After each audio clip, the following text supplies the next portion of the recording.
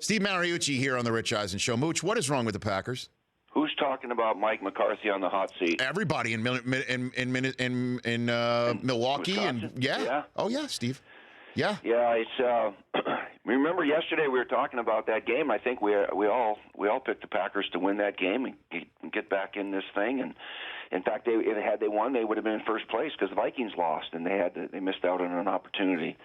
And you can sense Aaron Rodgers' frustration. In the last two games, he's thrown 7 touchdowns and no interceptions. And you thought, well, here he is again. He's back. Mm-hmm. Well, I mean, they're not back. They're not back. Well, let's talk about it, Steve. I mean, I gave the theory that maybe they're just not very good. They're not deep enough. They're not talented enough that these receivers can't separate. That Randall Cobb's a shadow of his former self. Devontae Adams is not going to be Donald Driver walking through that door for Jordy Nelson's Antonio Freeman. I mean, you know what I mean? Well, start with the obvious one. Their running back situation is it's terrible. It's when you lose Eddie Lacy and James Starks, and then their guy they bring up from the practice squad, Don Jackson gets hurt, and then they start taking guys like Randall Cobb playing running back. He got hurt last week, and then Ty Montgomery from Stanford, and then they're putting receivers back there just to make up for it.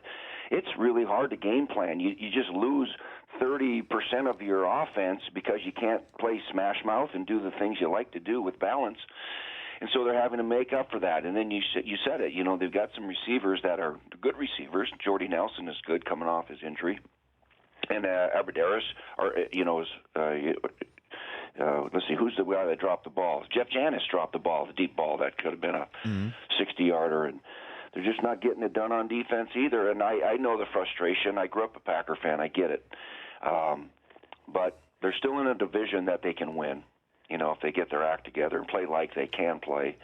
And, Mike McCarthy's not going anywhere. I know he's having a bad year.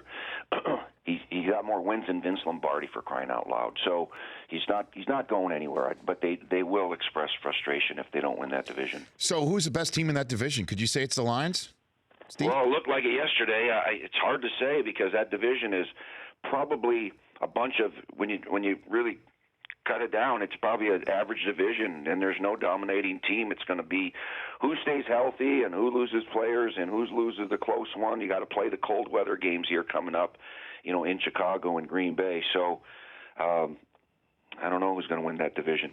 Boy, Vikings they're different. They lost their mojo. 3 losses in a row, and then when you lose North Turner, he's part of that mojo. Steve Mariucci joining me here on the Rich Eisen Show. On game day morning, we had a conversation. Do you believe in Atlanta as an Super Bowl contender, not just NFC contender, Super Bowl contender? You said no. Irvin said no. I'm going to now ask that question of you about the Oakland Raiders. Are they a Super Bowl contender, Steve? Gosh, I'm telling you, up here in the Bay, everybody's kind of jumping off the San Francisco 49er bandwagon, right? The 49er faithful are just looking at each other right now, and the excitement is over in the East Bay with the Oakland Raiders, and that was a statement game last night. Here's the defending champs coming to the Coliseum, and the Raiders just spanked them. I mean, it was lopsided, and I think I love their offense. We talked about that. They got weapons. They've got the trigger man and Derek Carr. He's a keeper now. The kid's someday going to be contest for MVP of the league. I mean, he's a heck of a player, Rich, and a great kid. They just love this guy. Their defense started off real slow. Remember all the controversy with Kenny Norton, and then does Jack Del Rio take it over with the defensive stuff? And they're getting things fixed on defense as the season goes on. So yeah, this team all of a sudden looks like, all right, we've won 5 games on the road, which is the hardest thing to do. Now we're winning, we're beating the big boys, and right now they feel they can win every game. So is that a yes? Yeah, that's a yes. They're a contender. They still can be vulnerable on defense against a good passer. Trevor Siemian doesn't pose that threat. When you got a Tom Brady or somebody else, a Ben Roethlisberger, or somebody that's pretty good at throwing the football in the passing game, they could be vulnerable. Although that said, as Steve Mariucci's here, that passing game for Pittsburgh, the Siemian passing game was better than what we saw in Baltimore yesterday. What's going on with the Steelers, Steve? Well, I mean, in hindsight, and it's always 2020, Ben came back too soon. So on one hand, you give him credit for trying to tough it out. On the other hand, he had another subpar game after his early return. Rich, they only had 2 first downs in the first 3 quarters. I mean, they were terrible. And so, you know, they were just fighting, and that's a rival game, and the Ravens aren't great. You know, they're okay on defense, but not on offense. And so, well, now they got to shake that off real quick, because you know who comes to town in Pittsburgh next week is Dak Prescott. Look out. So that's the poll question today. Brockman, ask it of Mooch right now. Mooch, who's the best 7-win team in the league? Cowboys, Patriots, Raiders? Patriots. Because the Patriots are, well, obviously the Patriots have the superstar quarterback, not the young guys that are, you know, finding their way. They have also the most complete team. Their one loss was without Tom Brady. They are better on defense than Dallas and the Raiders. They're better on defense. They're more of a complete football team, with special teams included. So right now, the Patriots at 7-1 would still be, it appears to me, the best team. The other two, think about it. Yep. We didn't think the Raiders or the Cowboys would be 7-1, 7-2 at this point. This is a pleasant surprise, and so they're playing better than expected. And sometimes when that happens, then they come down to reality every now and then, and they'll remind us that they still have some building to do on defense or whatever that is. And so, but it's fun to watch these two young teams. Yeah, you know, and it's amazing too. As we're talking about the Raiders, we're talking about the Cowboys, we're talking about the Patriots, we're talking about the Packers, we're talking about the Steelers, we're talking about the Vikings, and then there's a 6-win team, 4 games over 500 that just won a National Football League game with a second-string quarterback, a third-string running back, second-string wide receiver.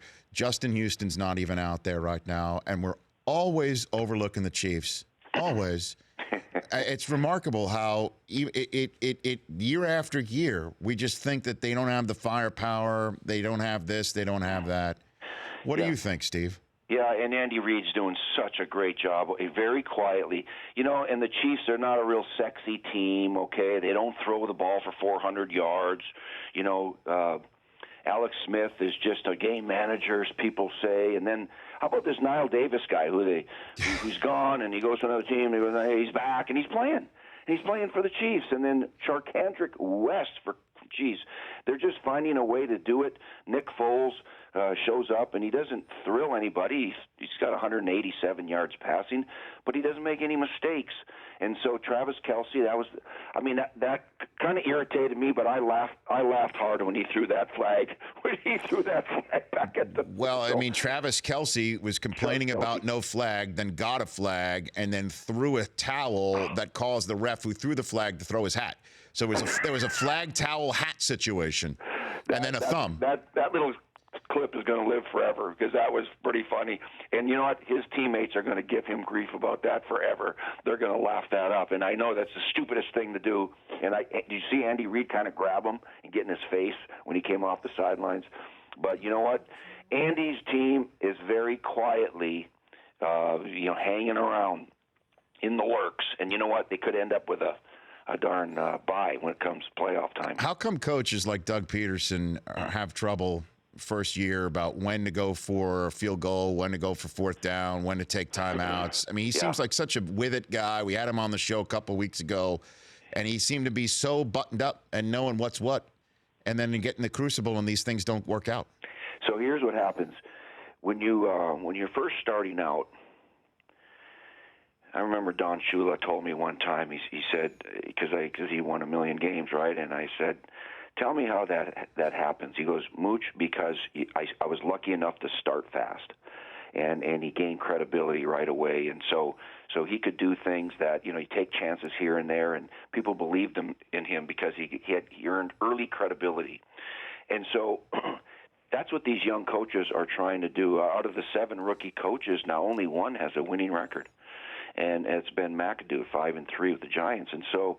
You try to do some things. Yeah, you know the analytics. You know the percentages of going for onside kicks and 4th and 3s and, fake punts. You know it's risky, okay?